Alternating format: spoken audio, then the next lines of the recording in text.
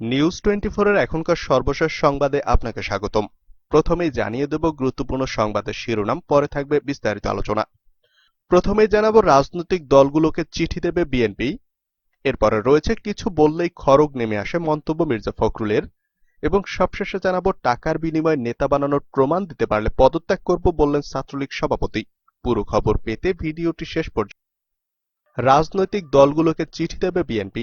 নির্বাচন কমিশন পুনর্গঠনকে কেন্দ্র করে রাজপথে পুরোপুরি সক্রিয় হতে চায় বিএনপি। এই ইস্যুতে সরকার বিরোধী দলগুলোকে সঙ্গে নিয়ে ঐক্যবদ্ধভাবে চলার চিন্তা করছেন নেতারা। এর অংশ হিসেবে ইসি পুনর্গঠনের আগে রাজনৈতিক দলগুলোকে চিঠি দেওয়া হবে। গ্রহণযোগ্য নির্বাচন কমিশন গঠনের প্রক্রিয়া নিয়ে হবে আলোচনা, পাশাপাশি নেওয়া হবে নাগরিক সমাজের মতো। গ্রহণযোগ্য নির্বাচন কমিশন না হলে এর প্রতিবাদে রাজপথে আন্দোলনে নামবে বিএনপি। সেখানেও রাজনৈতিক দল ও নাগরিক সমাজের প্রতিনিধিদের পাশে চায় তারা। দলের গুরুত্বপূর্ণ কয়েক নেতার সঙ্গে বিষয়টি নিয়ে প্রাথমিক আলোচনা করেছে হাইকমান্ড। শিগগিরই দলীয় ফোরামে আলোচনার পর এ ব্যাপারে কর্মপরিকল্পনা চূড়ান্ত করা হবে, বিএনপি সূত্রে এ তথ্য জানা গেছে। নির্বাচন কমিশন পুনর্গঠন ও রাজনৈতিক প্রেক্ষাপট বিবেচনায় 20 দলীয় জোট এবং জাতীয় ঐক্যফ্রন্টের সঙ্গে চলমান দূরত্ব ঘোচানোর উদ্যোগ নিচ্ছে হাইকমান্ড। বিশেষ করে জোটের শরিক জামায়াতে ইসলামী ও লিবারেল ডেমোক্রেটিক পার্টির সঙ্গে সম্পর্ক বাড়াতে চায় তারা। ইতোমধ্যে দলের নীতি নির্ধারক ও নাগরিক সমাজের একাধিক প্রতিনিধি এ নিয়ে কাজ শুরু করেছেন, যার বহিঃপ্রকাশও দেখা যাচ্ছে। দীর্ঘদিন পর একই মঞ্চে দেখা গেছে বিএনপি ও জামায়াতের শীর্ষ দুই নেতাকে। এ নিয়ে রাজনৈতিক মহলেও শুরু হয়েছে নানা আলোচনা। জোট থেকে জামায়াতকে ছাড়ার যে আলোচনা ছিল তা থেকে দলটি পিছু হটছে বলে মনে করছেন অনেকে। 2017 সালের 15 ফেব্রুয়ারি 5 বছর মেয়াদী কে এম নুরুল হুদার নেতৃত্বাধীন বর্তমান নির্বাচন কমিশন শপথ নেয়। সেই হিসাবে তাদের মেয়াদ শেষ হচ্ছে ফেব্রুয়ারিতে। সার্চ কমিটির মাধ্যমে রাষ্ট্রপতি মোহাম্মদ আব্দুল হামিদ 5 জনকে নিয়ে এই ইসি গঠন করেন। জানতে চাইলে বিএনপির স্থায়ী কমিটির সদস্য নজরুল ইসলাম খান যুগান্তরকে বলেন, নির্বাচন কমিশন পুনর্গঠন নিয়ে দলের করণীয় এখনো চূড়ান্ত হয়নি। তবে আমরা চাই একটি নিরপেক্ষ কমিশন। শুধু আমরা নই, দেশবাসীর চাওয়াও একই। এর দাবি আমরা আগে থেকেই জানিয়ে আসছি। তিনি বলেন, একটি অবাধ ও সুষ্ঠু নির্বাচনের পূর্ব শর্ত হল নিরপেক্ষ নির্বাচন কমিশন। দলীয় কমিশন হলে নির্বাচন কতটা নিরপেক্ষ হয় তা আমরা কয়েক বছর ধরে দেখছি। স্থায়ী কমিটির আরেক সদস্য ইকবাল হাসান মাহমুদ টুকু একই সুরে কথা বলেন, সময় আছে, এখনো এ নিয়ে দলীয় ফোরামে কোনো সিদ্ধান্ত হয়নি। কিছু বললেই খড়গ নেমে আসে মন্তব্য মির্জা ফখরুলের। বিএনপির মহাসচিব মির্জা ফখরুল ইসলাম আলমগীর বলেছেন, আজকে মানুষের বাক স্বাধীনতা নেই, এমন কিছু আইন তৈরি করে রাখা হয়েছে, কিছু বললে সেই আইনের খড়গ নেমে আসে। আর সংবিধানকে কেটে কুটে এমন জায়গায় নিয়ে গেছে যে দেশে আর কেউ নেই। আজ সোমবার দুপুরে গুলশানে বিএনপির চেয়ারপারসনের কার্যালয়ে জিয়া পরিষদের এক অনুষ্ঠানে তিনি এসব কথা বলেন। বিএনপির কোভিড-19 হেল্প সেন্টারের ওষুধ সামগ্রী হস্তান্তর উপলক্ষে এ অনুষ্ঠান হয়। ওই দিন কেউ জন্মাবে না। 15 আগস্ট বিএনপি চেয়ারপারসন খালেদা জিয়ার জন্মদিন পালন করা নিয়ে আওয়ামী লীগের সাধারণ সম্পাদক ওবায়দুল কাদেরের বক্তব্যের কড়া সমালোচনা করেছেন মির্জা ফখরুল ইসলাম। তিনি প্রশ্ন তুলে বলেন, মানুষের জন্মদিন থাকবে না নাকি ওই দিন কেউ জন্মাবে না? আমরা মনে করি ওবায়দুল কাদেরের বক্তব্য রাজনৈতিক শিষ্টাচার বর্জিত। ভয়ঙ্কর ক্ষতি হচ্ছে প্রজন্মের। বিধিনিষেধ শেষে সবকিছু খুলে দিয়ে কেবল শিক্ষা প্রতিষ্ঠান বন্ধ রাখার সমালোচনা করেন বিএনপির মহাসচিব। এটাকে তিনি ভবিষ্যৎ প্রজন্মের জন্য ভয়ঙ্কর ক্ষতি বলে মন্তব্য করেন। মির্জা ফখরুল ইসলাম বলেন, দেখেন, হঠাৎই কঠোর লকডাউন টকডাউন সব উধাও হয়ে গেল। এখন খুললাম, যে যেমন খুশি চলো। হাজার হাজার মানুষ একসঙ্গে চলছে ফিরছে, সবকিছুই করছে। একটা জিনিসই চলছে না, সেটা হচ্ছে শিক্ষা প্রতিষ্ঠান। অর্থাৎ বাংলাদেশের ভবিষ্যৎ প্রজন্ম যেন শিক্ষা না পায় সেই ব্যবস্থা তারা করছে। এটা একটা ফ্রড গভর্নমেন্ট। করোনা মোকাবেলায় সরকারের ব্যর্থতার সমালোচনা করে মির্জা ফখরুল ইসলাম আলমগীর বলেন, টিকা নিয়ে মিথ্যাচারের অভিযোগ করেন তিনি বলেন, 18 কোটির দেশে 13 কোটি টিকা দরকার হয়, তার মানে 26 কোটি ডোজ টিকা লাগবে। তার মানে 2 লাখ, 3 লাখ, 1 লাখ, তাও আবার দান অনুদান। সেখানে তারা গণটিকার প্রচার করে বলে প্রতিদিন 1 কোটি টিকা দেবে, অথচ টিকা নেই। মির্জা ফখরুল বলেন, এই যে মিথ্যা তথ্য প্রচারণা, এদের লজ্জা শরমও নেই। তারা ভুল তথ্য দিয়ে মিথ্যা কথা বলে জনগণের সঙ্গে প্রতারণা করছে। আমি একদিন বলেছি যে এটা একটা ফ্রড গভর্নমেন্ট। টাকার বিনিময়ে নেতা বানানোর প্রমাণ দিতে পারলে পদত্যাগ করব বললেন ছাত্রলীগ সভাপতি। বাংলাদেশ ছাত্রলীগের কেন্দ্রীয় সভাপতি আল নাহিয়ান খান বলেছেন, আমরা নাকি টাকা খেয়ে নেতা বানিয়েছি, এর প্রমাণ দিতে পারলে ছাত্রলীগ থেকে পদত্যাগ করব। টাকার বিনিময়ে নেতা বানালে ছাত্রলীগের কালো অধ্যায় সৃষ্টি হবে।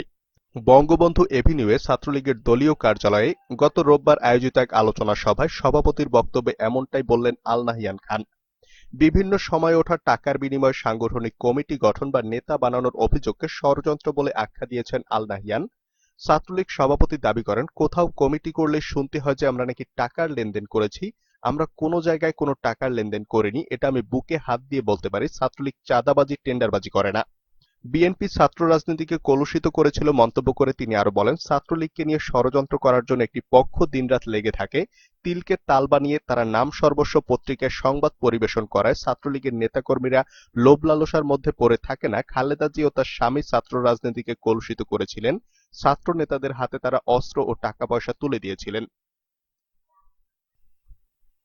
সিনহাকে গুলি করেন লিয়াকত, বুট দিয়ে গলা চেপে ধরেন প্রদীপ, আদালতে সাক্ষ্য দিলেন শিফাত। চাঞ্চল্যকর মেজর সিনহা মোহাম্মদ রাশেদ খান হত্যা মামলায় প্রত্যক্ষদর্শী হিসেবে মঙ্গলবার আদালতে সাক্ষ্য দিয়েছেন শাহেদুল ইসলাম শিফাত। সাক্ষ্যে তিনি ওই দিনের ঘটনার বর্ণনা দেন। আদালতে সাক্ষ্য প্রদানকালে শিফাত বলেন, ওই দিন রাত 9:30টার দিকে বাহারছড়া চেকপোস্টে সিনহার গাড়ি থামান পরিদর্শক লিয়াকত আলী। সিনহা গাড়ি থেকে হাত উঁচু করে নামার সঙ্গে সঙ্গে লিয়াকত গুলি করেন। এতে সিনহা মাটিতে পড়ে গেলেও তিনি দীর্ঘ সময় বেঁচে ছিলেন। পরে আসামি ওসি প্রদীপ এসে প্রথমে সিনহার বুকের বাম পাশে লাথি মারেন, এরপর গলায় বুট জুতা দিয়ে চেপে ধরেন। এতে মেজর সিনহা নিস্তেজ হয়ে পড়েন। এর আগে সকাল 10:30টার দিকে এ মামলায় আদালতের কার্যক্রম শুরু হলে মামলার বাদী শারমিন শাহরিয়ার ফেরদৌসকে আসামিপক্ষের আইনজীবীরা জেরা করেন। মামলার আসামি প্রদীপ কুমার দাস, লিয়াকত আলী ও লিটন মিয়ার পক্ষে তার আইনজীবী অ্যাডভোকেট রানা দাশগুপ্ত, অ্যাডভোকেট সৈকত কান্তি দে এবং অ্যাডভোকেট চন্দন দাস বাদীকে বিকেল 5:30টা পর্যন্ত জেরা করেন।